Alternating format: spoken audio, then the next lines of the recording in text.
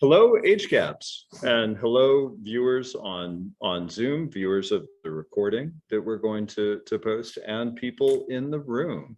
I'm Eric Youngstrom. I'm a professor at the University of North Carolina at Chapel Hill in the clinical psychology program.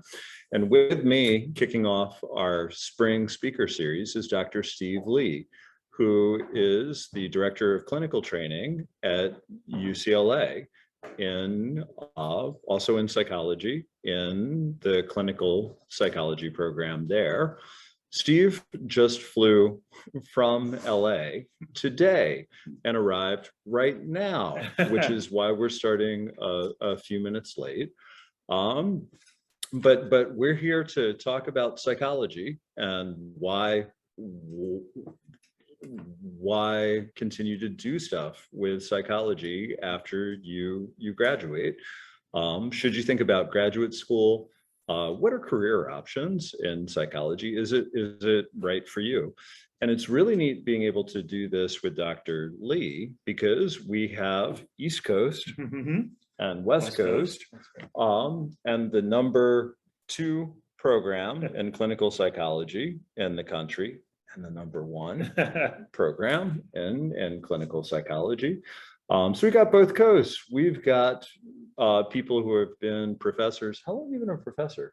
Finishing year 16. And I'm in my third decade. I'm like 21 years now. So we've been doing this for a while. Really neat to hear your questions.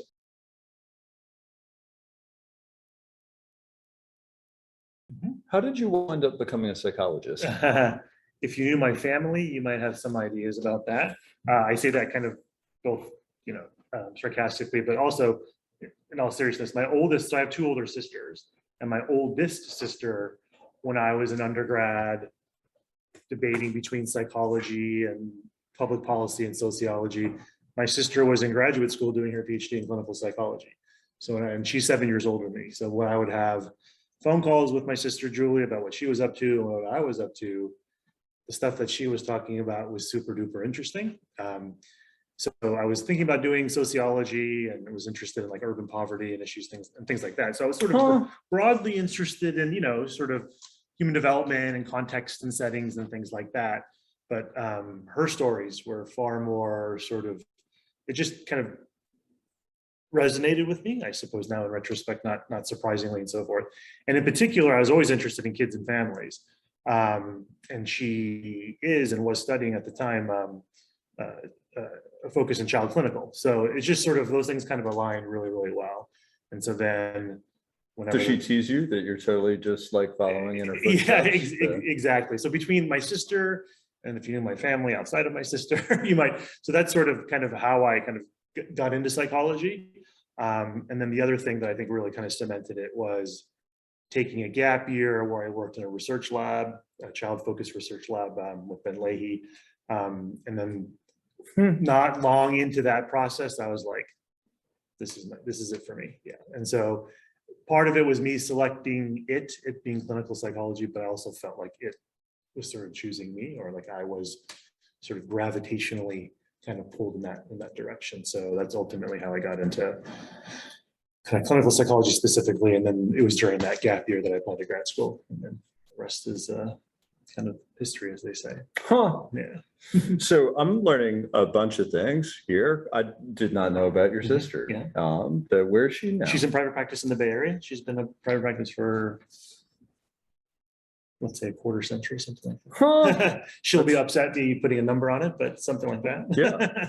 So sort of hearing about it from other people. So having an informal sort of chance to talk with people about it.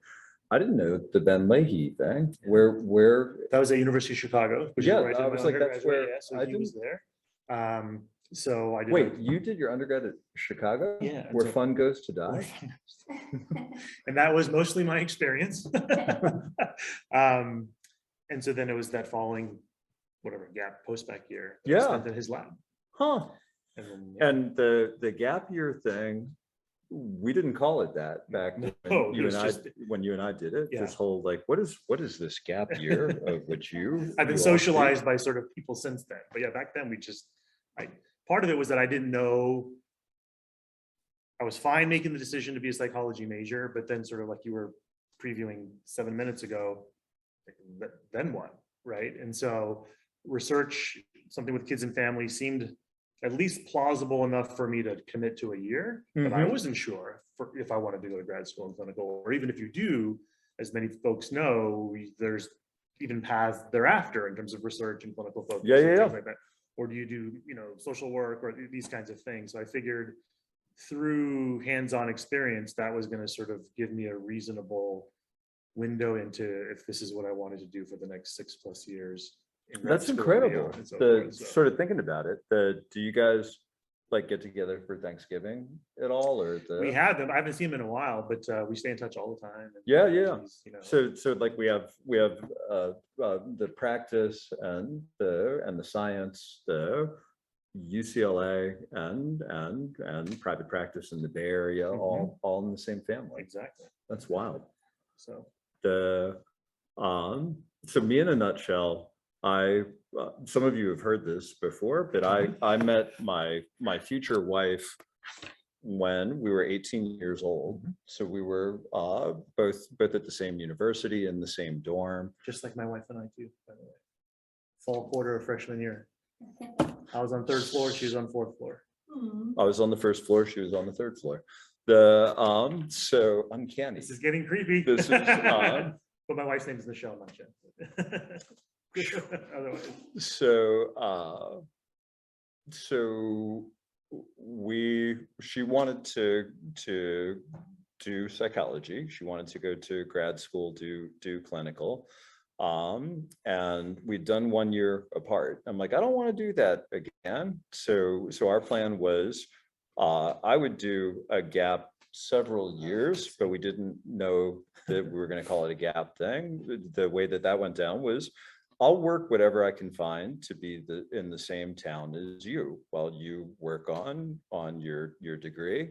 And I sold computers and followed her to Delaware, where she was in the doctoral program at the University of Delaware. And then kind of like you learning more about the psychology and like, oh, that sounds cool. And me hating being in sales, I was like, hey, new plan. I'll try to apply now. And if I get in, I'll go to the same program.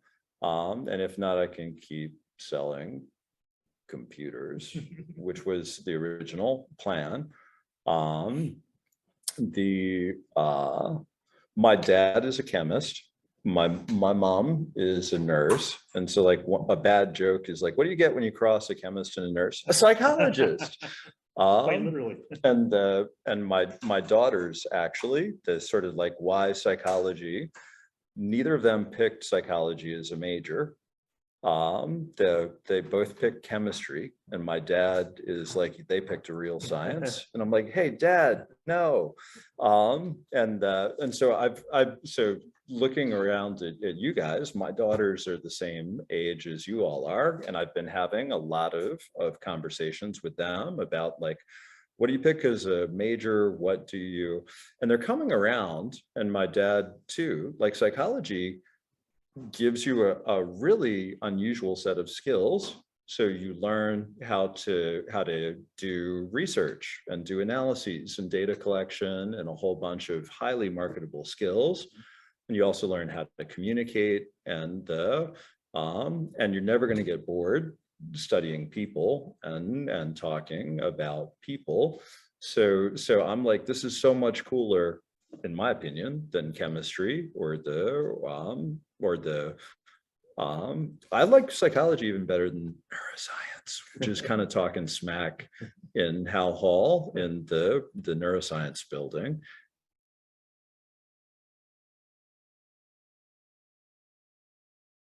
So as we all know, there's sort of this major event marker, right, known as sort of COVID, right? So before COVID, we had just started a pilot study.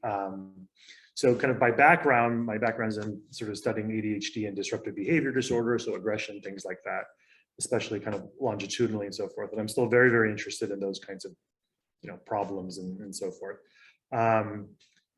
My wife's theory, even though she's a physician and knows nothing about psychology, thinks that I did a little bit of a pivot coinciding, which actually it does temporally coincide with the birth of my daughter, who's 5 years old.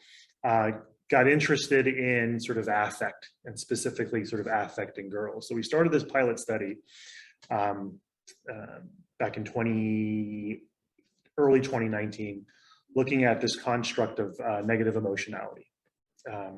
So kind of trans diagnostic related to both internalizing problems as well as externalizing problems. And we were specifically interested in those differences in girls, in school age girls, so 6, 7, 8, 9, 10, 11-year-old girls and so forth. So we started this study in early 2019, and we were interested in sort of kind of this idea of co-regulation, right? So in particular, since I'm interested in families, what is the sort of familial context in terms of how negative emotionality and how it's expressed in girls, how does the familial context sort of shape and is shaped by expressions of negative affect in school-age girls? We have also and we're doing that, so we bring these girls to the lab and we do psychophysiological assessments and structured interviews and a lot of sort of methods that a lot of different groups use and so forth. So we began that study, it was going very, very well. We ran about 55-ish families and then COVID hit, right? So we got to put a big break on things. We're just now starting to kind of climb out in terms of resuming data collection, bringing families back to the lab. But it was like many other labs, a good 2-year stretch of time. I would argue perhaps even made more difficult because we're studying vulnerable populations, right? We had sort of differences in when children could be vaccinated and, and things like that. So we kind of feel like we're turning the sort of rounding third base as it was and bringing families back and so forth. So we're going to start that up again now, basically and so forth. And then we want to collect a little bit more data. And then it's time to write grant application and so forth. So then looking at how negative emotionality, again, relates to psychopathology, again, psychophysiological correlates we're interested in. So for example, just to give you a sense of like one task that we do,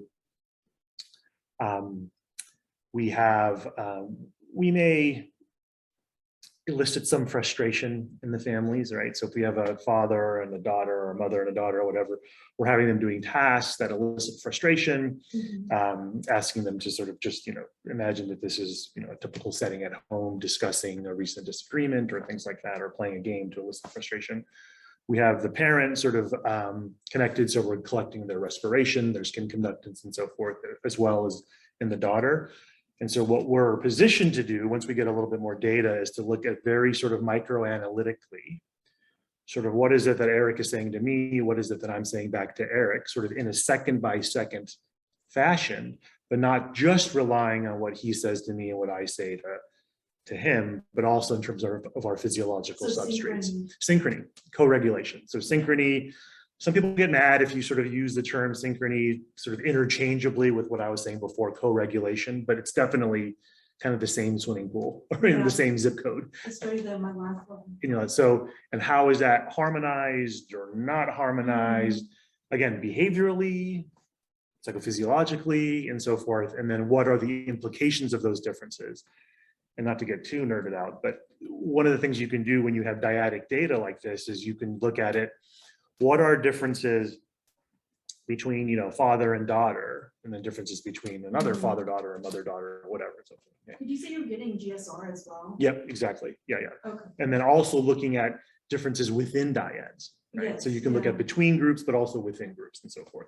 But anyways, too much information, but that's the sort of pilot study we're running and hope to get maybe another 50, 60 families the rest of the year. And then time to jump on the and the grant. the 55 before COVID, was that part of what Hannah Kim did this summer? Exactly. That she When was Hannah, if you remember back to Dreaming, we call this, the name of the study is Dreaming.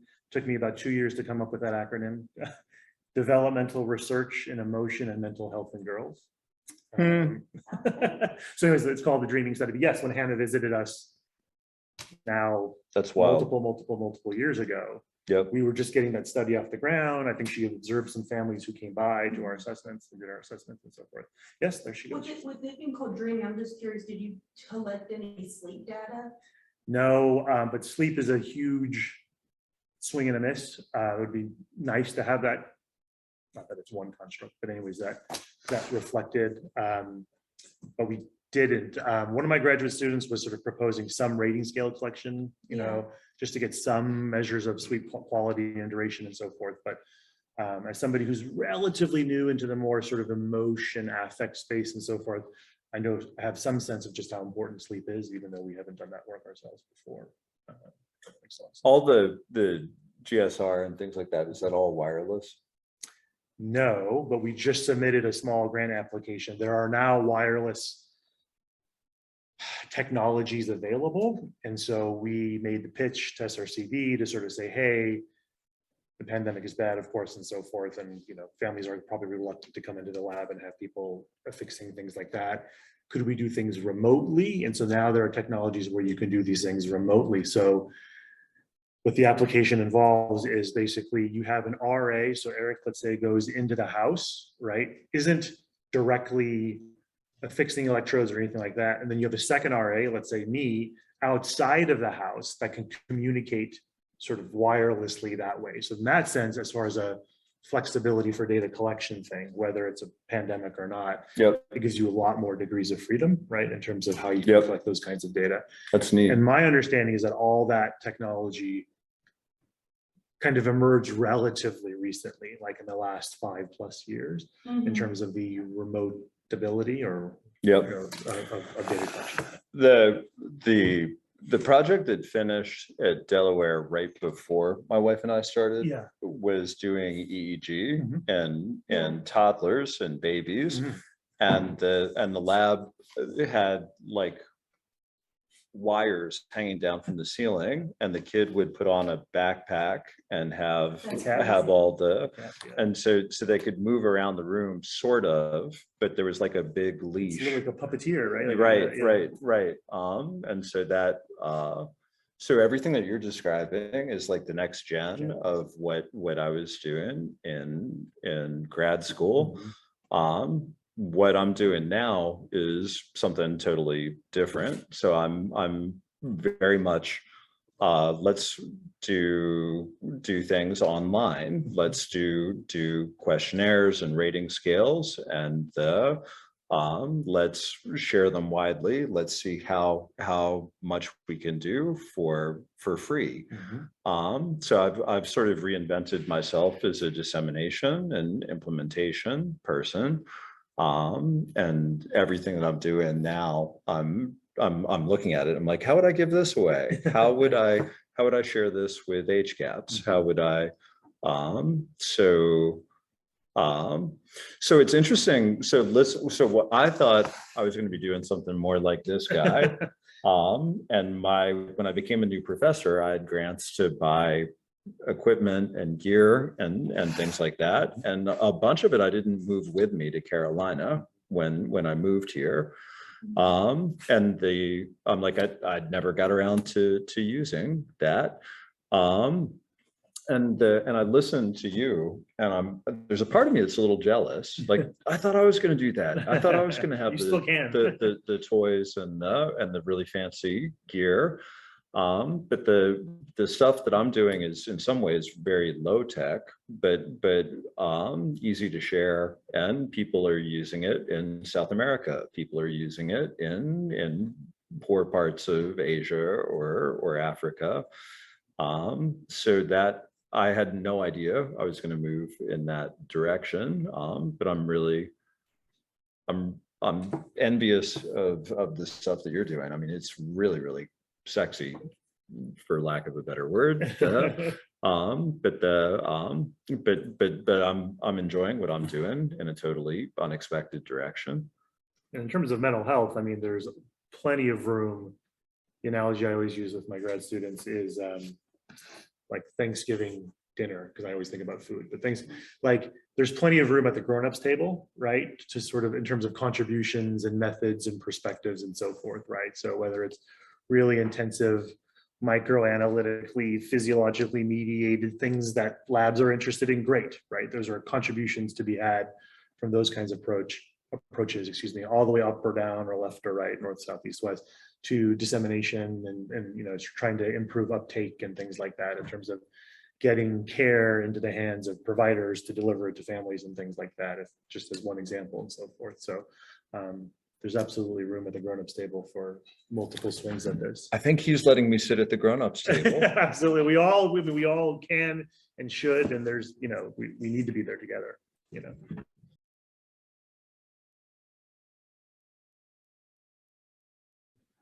You know, I have these conversations a lot with undergraduates. I wouldn't be surprised if it's like this is at Carolina as well. Not to West Coast then. Given how well regarded, of course, the department is nationally and internationally. But so at UCLA, at least, psychology is the most popular major on campus. I mean, technically undeclared is, but that's not a major. Like among the declared majors, psychology is about 1 in 7 undergrads and so forth. So when you teach abnormal psychology like I do, and you have hundreds and hundreds of students, then inevitably just on chance alone, you're going to have, you know, a dozen students, you know, wanting to consider these things. So they're super important. I think at the undergraduate level, I think if you can find your way into somebody's lab, you know, whether it's psychology, it doesn't have to be, you know, for example, I spent some time in non-psychology labs before eventually going to a psychology lab, but let's say a psychology lab. And I think sometimes for students, it's a little bit daunting, maybe a lot daunting, because it's a commitment of your time and, you know, your sort of mental resources and so forth, and nobody has that just lying around. You know, there's a cost to making a commitment to this lab or that lab and so forth. And so I think sometimes it could be a little bit of a, you know, to use another food analogy, you're at the buffet and you're like, which one am I going to choose, right? But what I sort of try to frame for students is that even if that lab, by virtue of what they study, how they study it, et cetera, isn't or doesn't turn out to be the thing you want to do with the rest of your life, right? So but there's still a lot of benefit, value, there's a lot of currency in that, right? And but sometimes I'm as blunt as, even if at the end of that academic year, let's say, at least you've realized that that's not what you want to do. And sometimes I feel like in terms of figuring out what you want to do after graduation and so forth, there's a little bit of a process of elimination. Sometimes people know fairly singularly, whether it's chemistry or otherwise, great, and so forth. Mine was a bit more nonlinear, I'd say, in terms of like sociology, this sort of. Yeah, me too. Yeah, and so forth. So sometimes it's sort of like exclusionary, right? You kind of like, okay, so at a very basic level, for example, like among psychology labs, you know, one facet that differentiates psychology labs is whether they're more basic versus applied, right? So my lab is a much more basic lab, but if you're interested in treatment or intervention, even if you're not sure if you are, at least you cut your teeth and start to get some experience. And then from that may help you refine, ooh, I think I want to go, or like, you know, some people, it's like, I was in a non-human animal lab. I studied rodents, I studied non-human primates. I like people, like Eric was saying before. I want to go hang with some people. Okay, great. You know, so, but I think students might be surprised how much, like how layered or incremental that can still be, even if you don't want to study non-human primates for the rest of your life and so forth. So I would sort of really recommend trying to find a lab. And if you can find a lab that has at least one facet that's reasonably sort of compelling to you, again, whether it's they study depression or they study kids or they do MRI of decision-making, even though you're like, I'm not so sure about judgment and decision-making, but at least I get some experience with, you know, how to run subjects through a scanner, or, you know, do these kinds of things. And I think that year, or, you know, whatever that amount of time is, will start to sort of feed into a sort of kind of calculus, I guess, where you can start to think about, you know, it just starts to make things a bit more real, I feel like. And then as you transition to sort of gap year, yes, no, if so, what kind, or things like, you know, first kind of want to acknowledge that gap years, you know, if you're in a research lab or something like that, there is a kind of, you know, I'm not sure if privilege is the right word, but there is a kind of privilege, I'll say, in terms of, you know, some individuals aren't necessarily in a position to be able to work in a research lab part-time, or, you know, something that's 50% paid at 50% time and things like that. So I want to sold computers. Exactly. You know, so like I want to acknowledge that and so forth. And so But that being said, if you can find a way to sort of, again, start to maybe refine a bit in terms of what some of your interests are and so forth. Am I going to be a kid person or an adult person or a basic science person or an applied dissemination kind of person and so forth? Again, you don't have to marry it or marry those things yet, but you at least want to go maybe on a second date, right? In terms of be like, okay, I want to kick this can down the street just a little bit more. That might start to give you some even sort of sharper clarity, right, around whether grad school might be your jam or Yeah, not. And even within that, there's more to consider, but just as far as kind of getting up to that point, that's what I'd say. there's so much wisdom in what you just said, Steve. I'm not gonna say anything new. I'm just gonna take out a highlighter and like highlight some things that you said. So so one is going back to your sister. Talk to people that have jobs that you think might be cool or interesting. And if you talk to one psychologist, you're going to hear an interesting career. If you talk to two, you're going to hear two pretty different careers, quite possibly. And so like it's not, with apologies to my dad, it's not like you talk to one chemist, you have a pretty good idea about how the conversation is going to go with a lot of other chemists. I just said that. The psychology is so different. It's very worth. Second thing that I love that Steve said was talking about food and talking about a buffet. So the way that my family attacks a buffet, when we're trying out new foods or whatever, the first pass over the buffet, we try a little bit of everything. And you guys, as you're trying out different labs, or when you take a major, you're trying out different classes and you're hearing about. So that's kind of like, so think about that as like the buffet and the first pass. And you're like, what do I think I want more of? And then if it's all you can eat, you go back and you're like, I want a big helping of that. I want a big helping of that. And that I try to, not for me. That's actually a big deal. You guys are all smart. You all have more than one thing you could do. You ever go to like Starbucks and you're like, so many options, I just need coffee. You guys, as you're getting ready to graduate or whatever, so many options. You're like, OMG, I need to pick something. So learning that, hey, I tried that, I don't like it.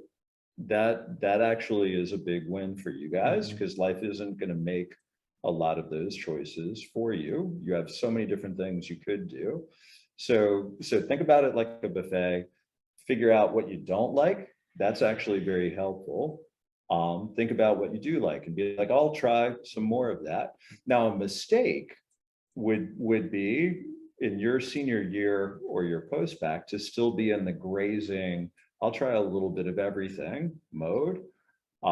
As I'm talking with people about applying to graduate school, I'm like, I see, as I look at your experience, you nibbled at 4 different labs, but you didn't get any really deep experience with any of them. So nibble is not going to help you get to the next level. I want a bigger helping of this. And so in that sense, I don't think as an undergrad, I would have understood that less is more. Exactly.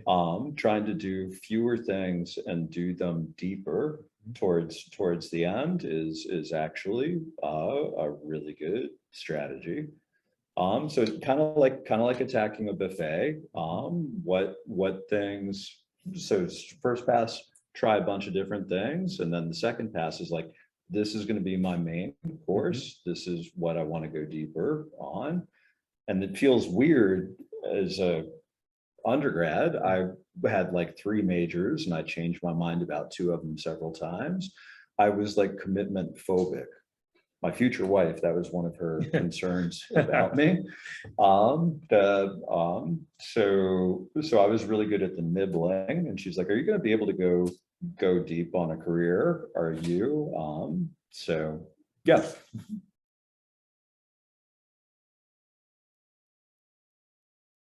That's a great question. So one thing, like when you're applying, say I'm part of the COVID generation, we all will get it. And people like Dr. Lee and I that have been doing this for a while, I cry a little bit for you guys. I'm like, I'm so sad for you that was half or more of your college experience. You guys were robbed.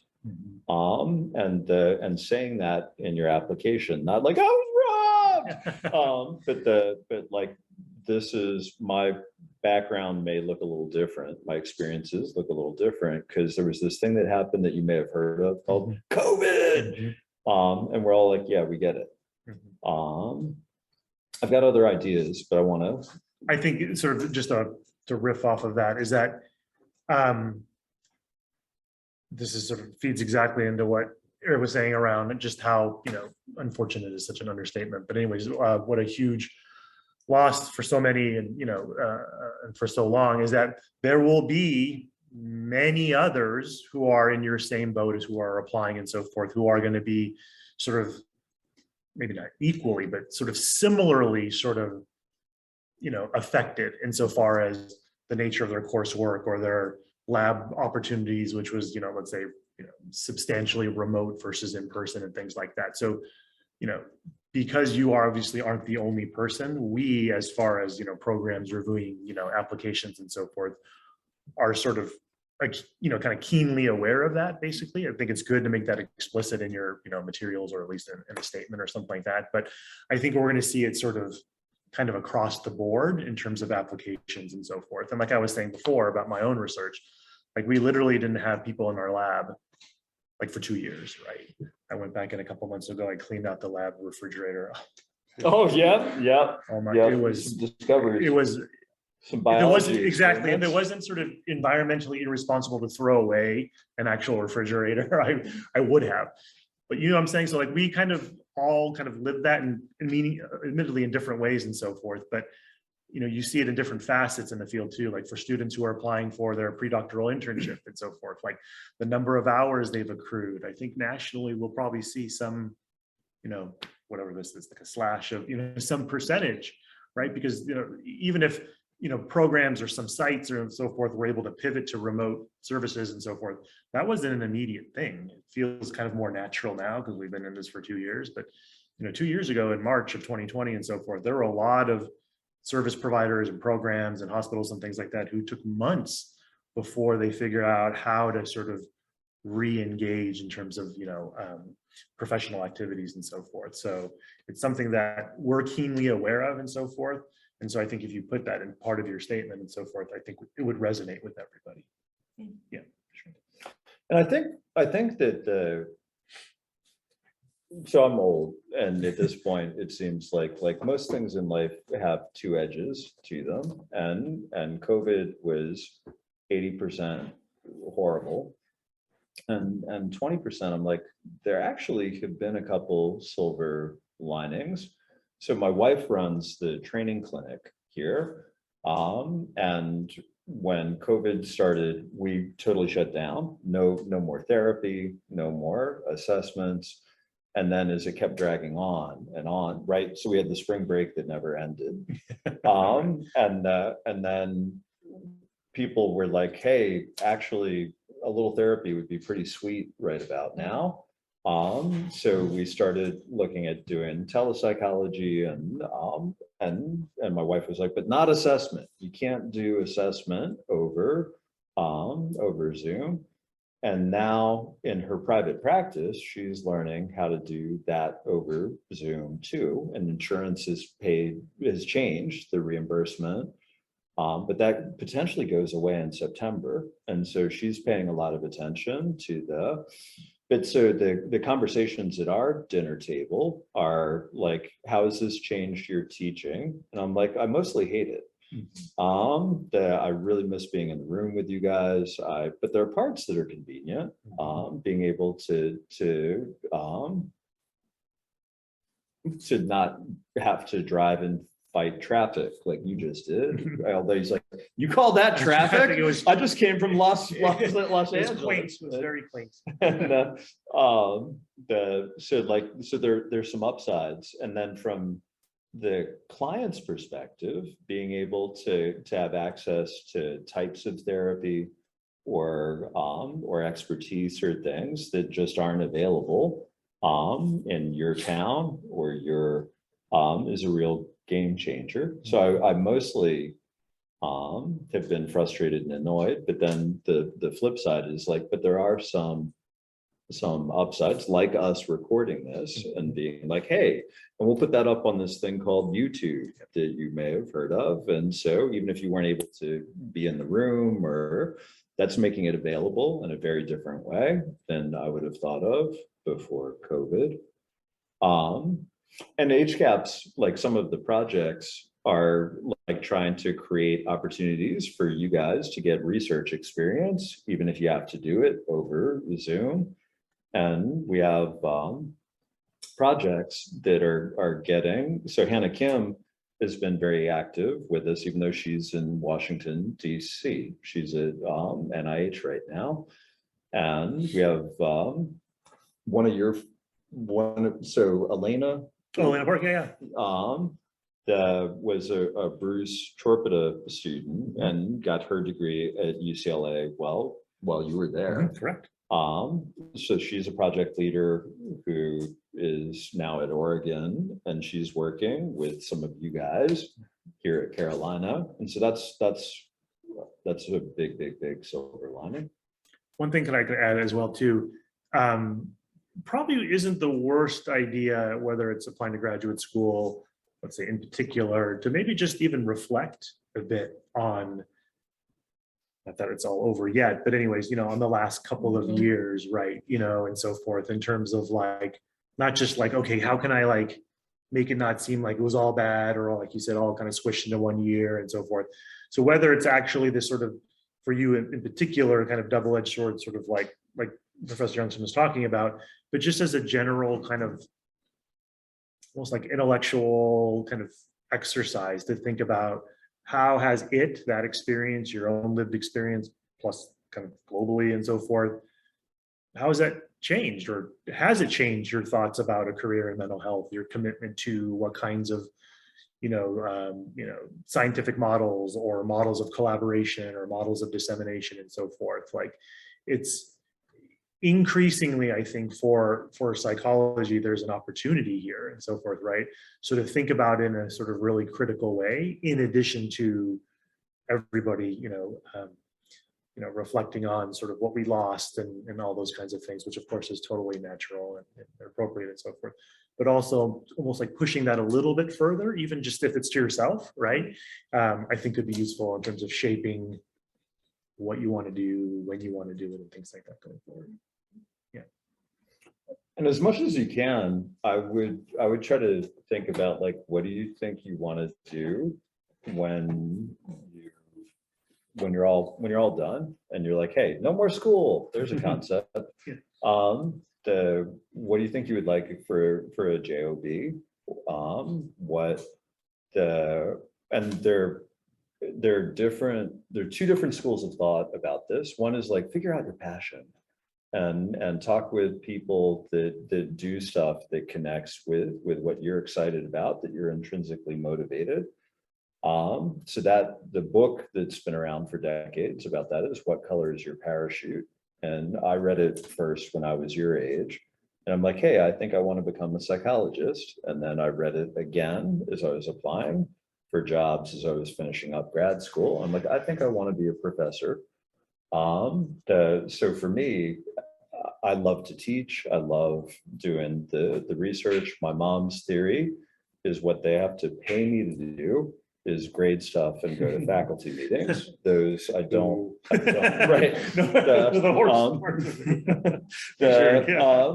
So, but like everything else about it, I love. Theory number two is, what's horrible advice for 20-somethings is follow your passion. Because if no one's going to pay you to do it, that's not much of a business plan. So Cal Newport wrote the competing book, So Good They Can't Ignore You. So like pick something that you can tolerate and get really good at it, so that other people pay you to do it. And then get really good at it, so good they can't ignore you. And you're like, hey, I want to work a 4-day week. And they're like, no one else is doing that. Okay, I quit. No, wait, and sort of renegotiate the job that way. But when you're thinking about psychology, you could do therapy. If that's the thing that you really, really want to do, there are easier, cheaper, faster ways to get there. The social workers do therapy, nurses do therapy, like everybody can do therapy. And not everybody has to go to 5-6 years of grad school and then an internship and then a couple years of additional work to get licensed. If you want to do assessment, you need to become a psychologist. We do that like nobody else on the planet. If you want to do research, we're really, really good at that. And I would argue we're better at it than a lot of other sciences. But it's a lot fewer people that are like, you know what I want to do is research forever. So sort of thinking about like, if you want to do therapy, there are easier ways to do it. If you want to prescribe medication, you could go to med school, or you could become a nurse practitioner. And I've talked with people and they're like, but I want to be a doctor. And I'm like, well, so that's an ego thing. That's not a wanting to. And what you get paid for therapy as a nurse or a social worker is exactly the same as you would with a PhD or a PsyD. Yeah, so thinking about like, well, which part of this, if there's so many directions you could go, which part sounds cool, you think, and then talk with people like his sister, or my wife, or us, or other. Thinking about like, what are 3 different things that your students have gone on to do? Just sort of like thinking about 3 different careers that they've had. So let's see. One of them, including, there's sort of one who's sort of like already doing this, and another one who's sort of a protege of that student, actually. Beth Maroney, who did her undergrad here. Oh yeah, exactly. Yeah, So she's she's doing a postdoc. And she gave me all the barbecue recommendations before I came out, by the way. So both of them, but one a little bit further than the other, is in the space of, they're both at Weill Cornell in New York. And Avital Falk, who graduated a number of years before Beth did, basically got recruited out there to do, let's call it program development, which is basically, Avital is an expert in obsessive compulsive disorder, and in particular, kind of the intensive outpatient model, the IOP model of pediatric OCD. And so Weill Cornell recruited her out there, and she basically started a clinic, right? A clinic that was service delivery, of course, for kids with significant OCD problems, but also data collection and sort of community outreach and so forth. So Avital started this a number of years ago. It was actually featured in the New York Times a number of years ago as sort of like a model of what kind of integrated, right, sort of in terms of data collection and service provision and so forth. And then Beth is now doing a postdoc with Avital and so forth. So that's just one example of somebody who's doing service delivery, but also collecting data, interfacing with the community and so forth. It's not like they're in their lab and don't see human, people and so forth, kind of multiple facets and so forth, right? I have another subgroup of students who are sort of more like Eric and myself, sort of at Vanderbilt, and one who's at University of Wisconsin-Madison, kind of on the academic track and so forth.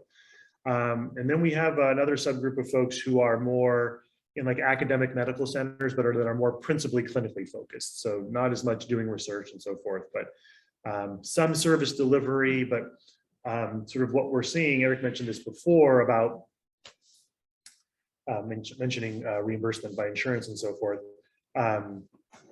There are certainly kind of new insurance payer models where clinical psychologists, let's say PhDs in clinical psychology, are less sort of delivering face-to-face psychotherapy or assessment, let's say. Well, actually, assessment is a little bit different, like Eric said, it's sort of more hours. But anyways, in terms of certainly psychotherapy. And in fact, and instead, what they're doing more is sort of supervising groups of providers, sort of like a team of, so, you know, I'm thinking of places like at Children's National, is that what that's called?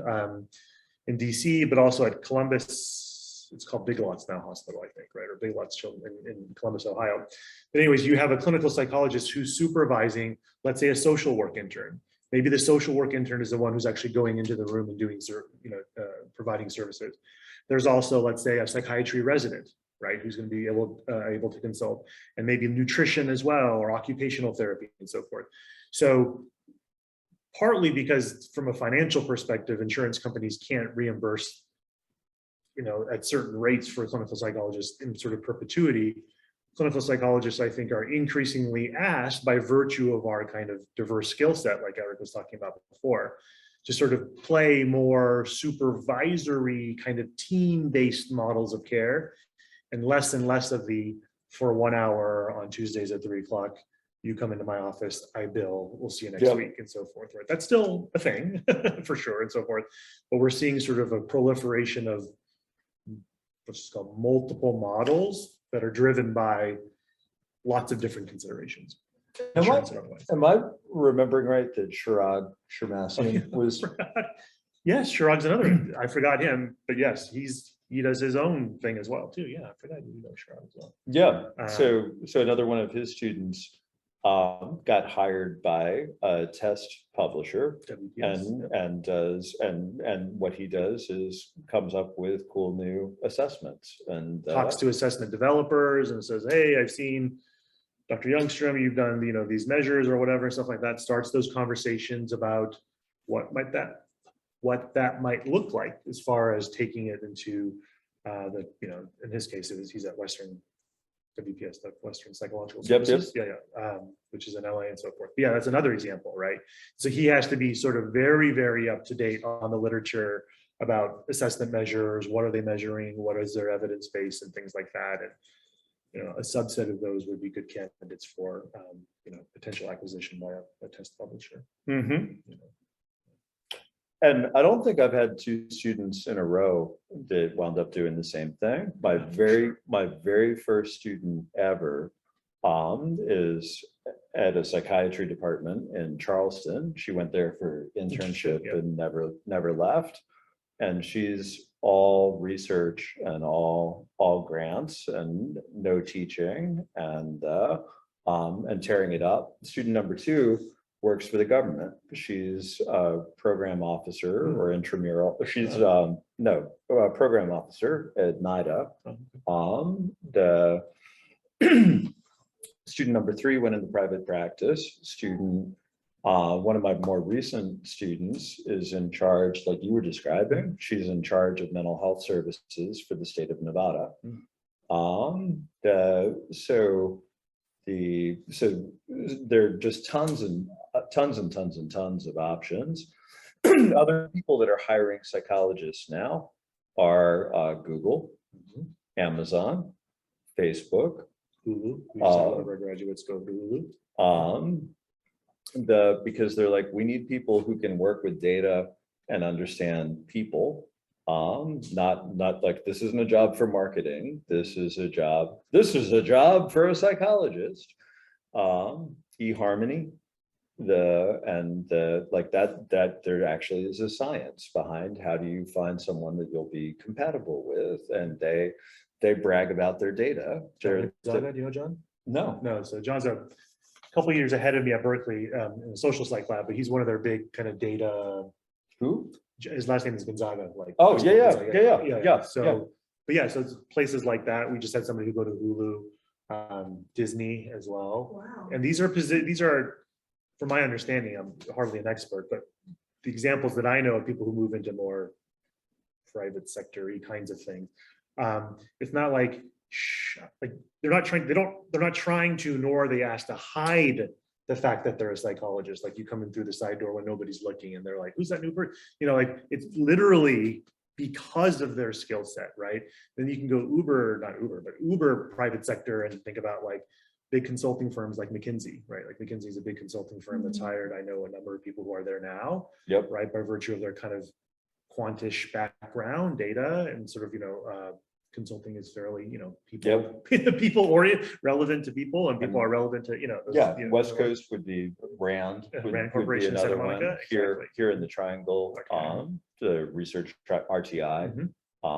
major employer of psychologists. Is it true that there's more PhDs here per square? There, yes. That's, I wasn't gonna brag. no, I But, told people that before I came, yeah. But yes, Dr. Lee. And a barbecue, and Eric, We that actually, and we barbecue. have more MDs and more PhDs per square mile than anywhere on planet Earth. Correct. Even the Bay Area, even Los Angeles, I guess. Cambridge, things like that, yeah. So Chapel Hill or just RTP? the triangle. the triangle, because we've got the Fortune 500 companies, we have Carolina, and we have Duke, I guess, and DOOK. and NC State, and so we've got some really good universities. And we have IBM, we have GlaxoSmithKline, we have a whole bunch of tech startups and biotech, and we have one of the National Institutes of Health here. It's redonkulous. We have almost as many highly educated professionals as trees. Not really. We have a lot more trees.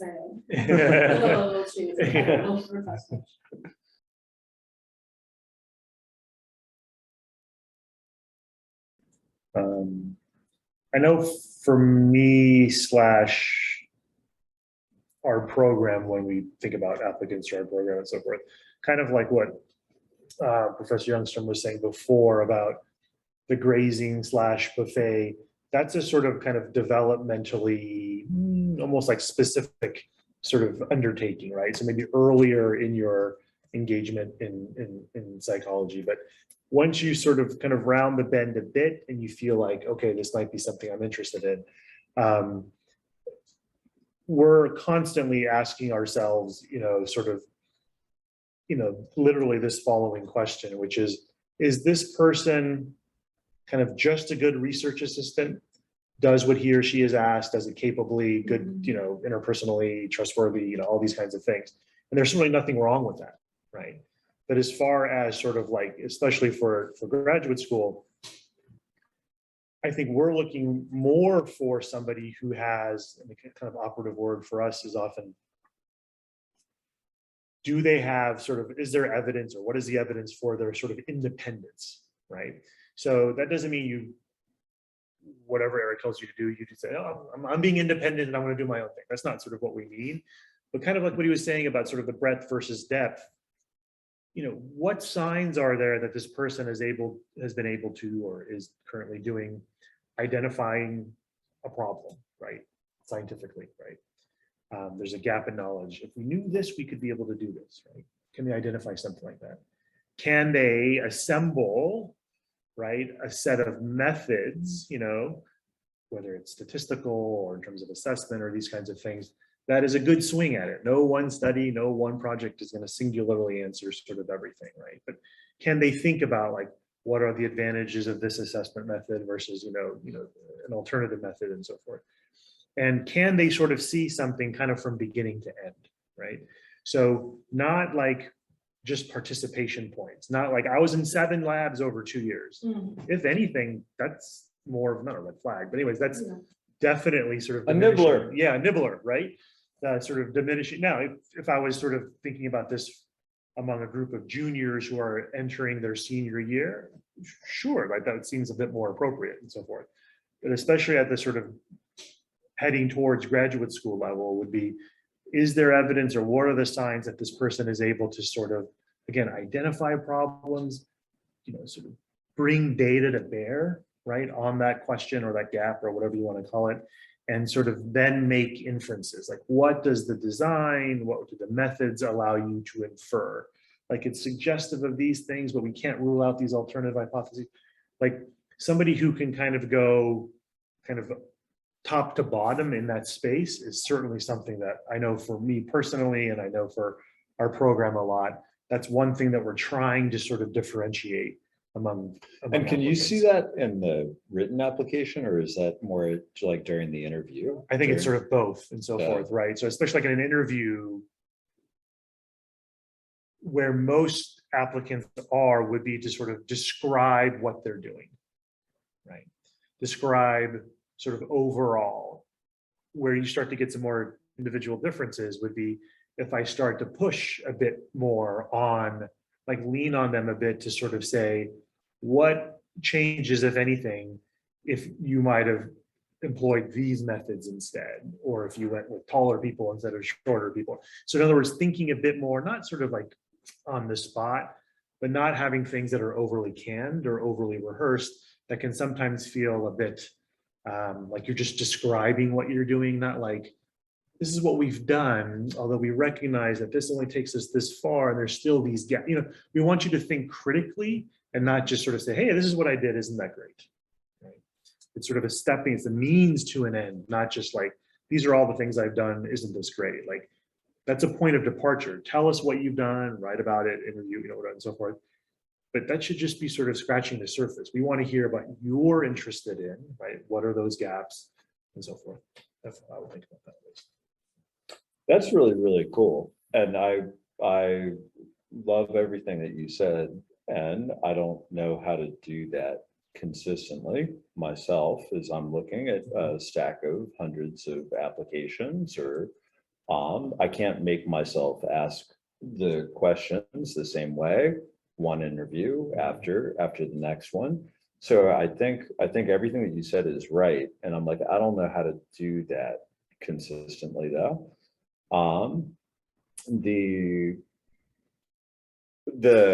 The stuff that I would suggest is almost like a by the numbers thing. So if you're applying to psychology, there are many different kinds of psychology. So which one are you talking about?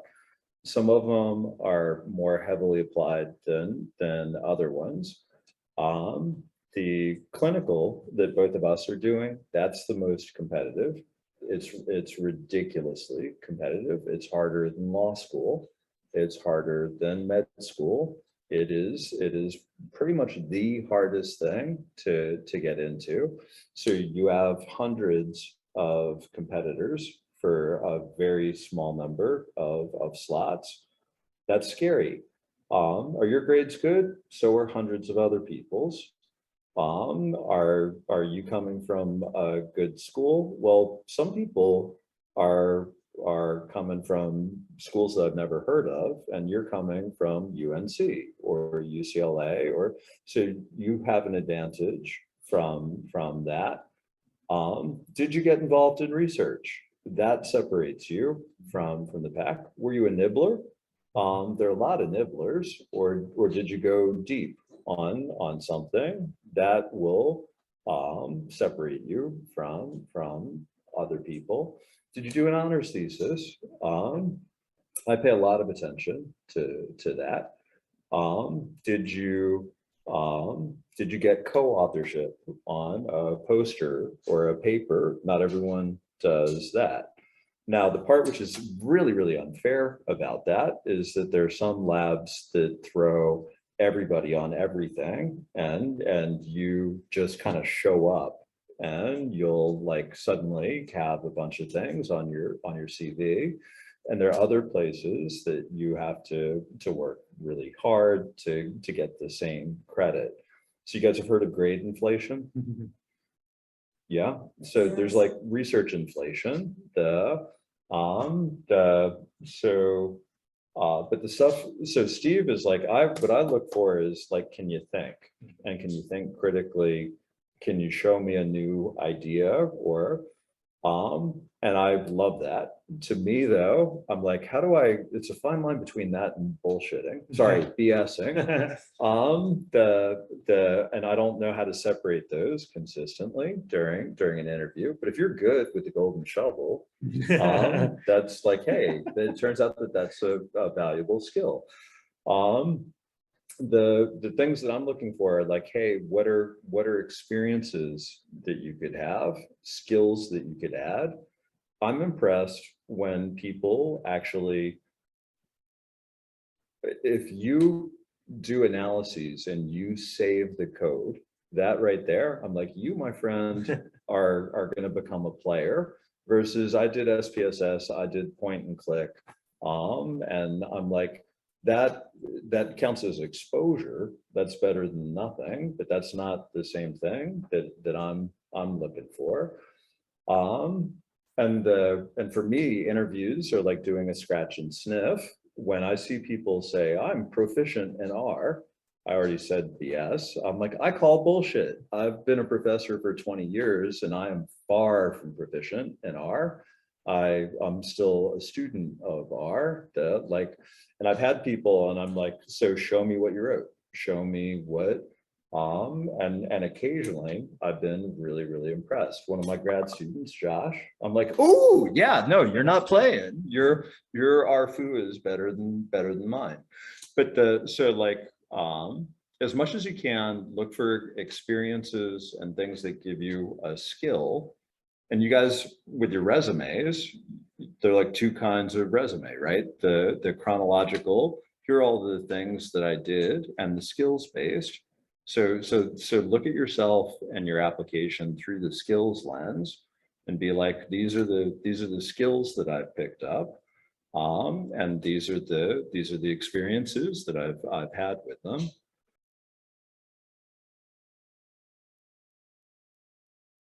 And Natalie Sharamit had his camera off, but she did her undergrad here.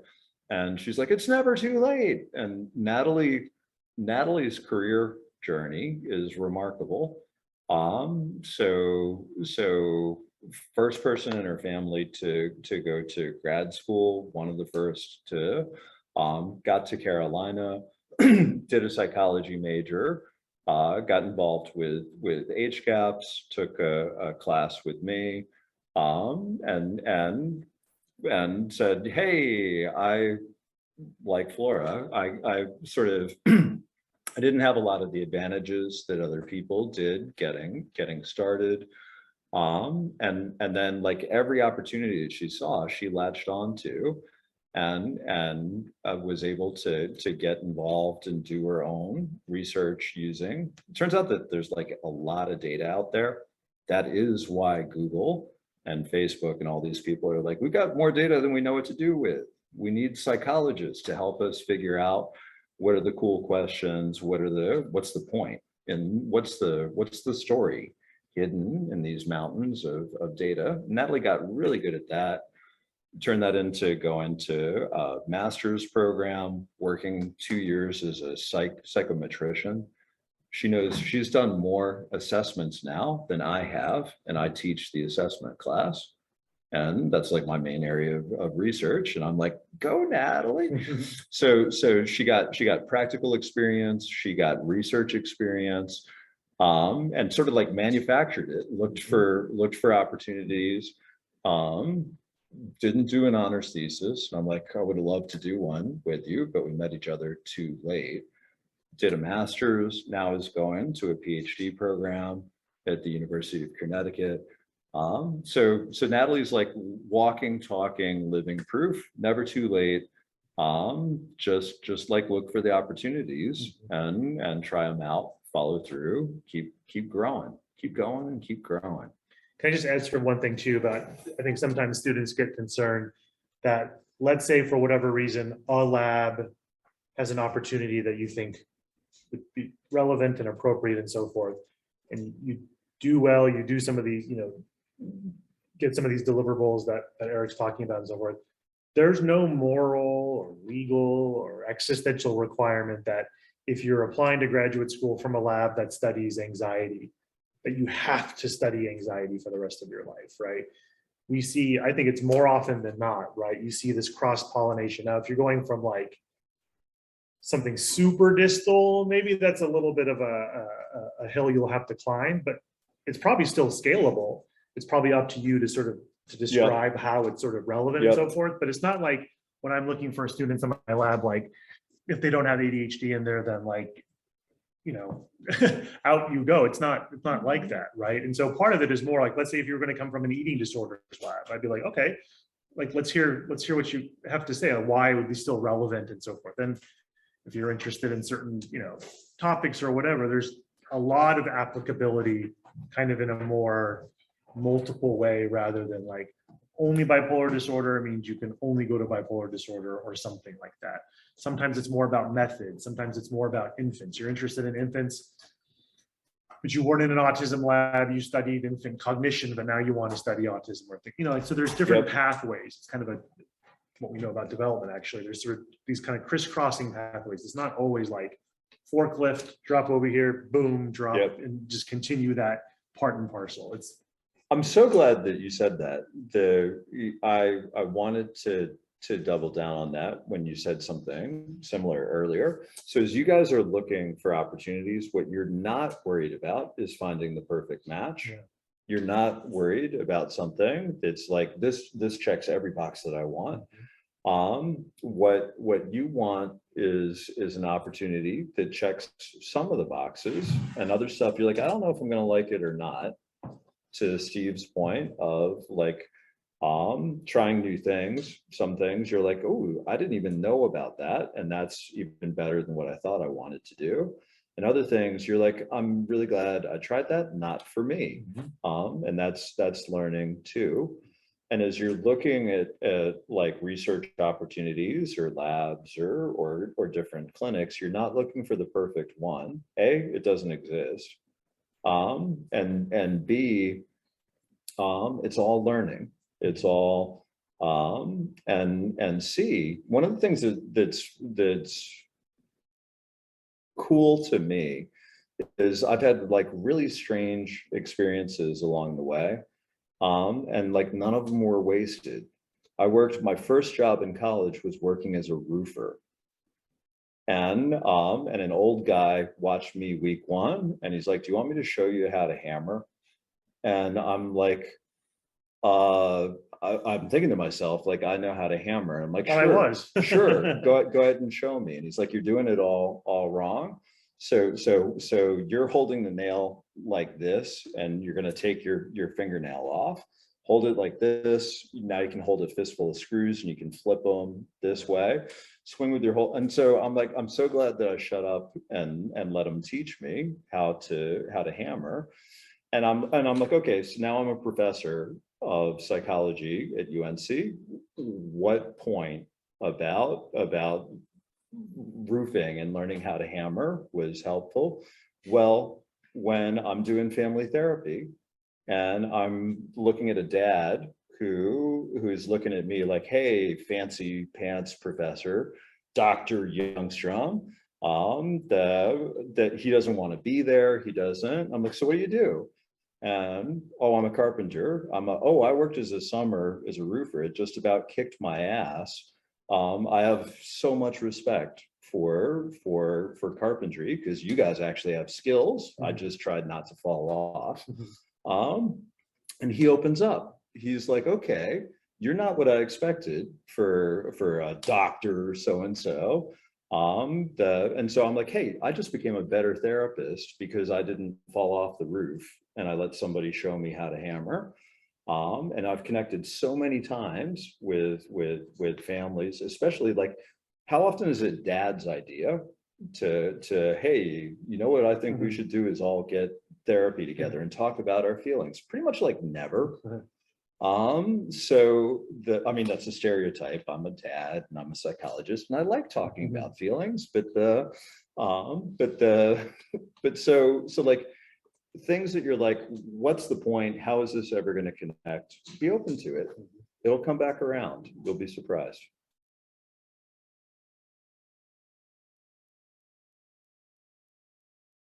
Yeah, for sure. And I've people working with me now that I was like, you, my friend, were the dark horse.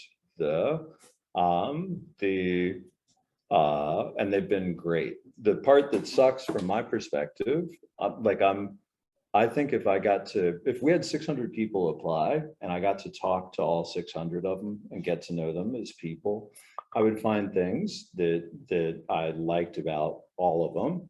Or ways like, hey, this could be a real strength or a real asset. The part that stinks is like, how many do you guys take a year typically? let's say 11 plus or minus 1. Yeah, this year we're taking 5. Maybe. So that's ridiculous to have like 600 people apply and we're like, we get to pick 5.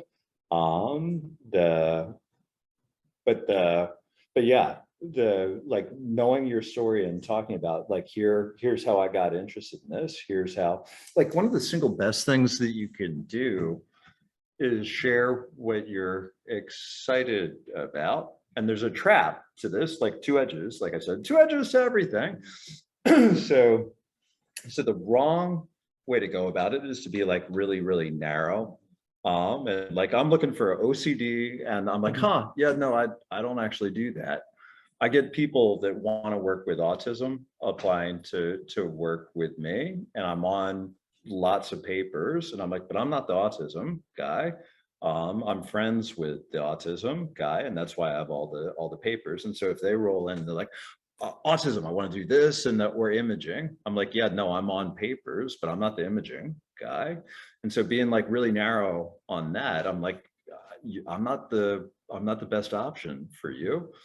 But talking about like, here's what I'm excited about, and then listening, like, is any of this connecting, and then riffing on that and sharing your story, why you're fired up about that. I think that's the way, that's probably my approximation of like, are you thinking, are you, how serious are you about this? And so the more that you're like, I'm all in, this is exciting to me. That's anytime. Your question was like, have you ever had somebody like surprise you? I'm like, yes, many times. And that's usually how we start talking, they share an experience. I'm like, I hadn't seen it that way. I hadn't seen it that way before.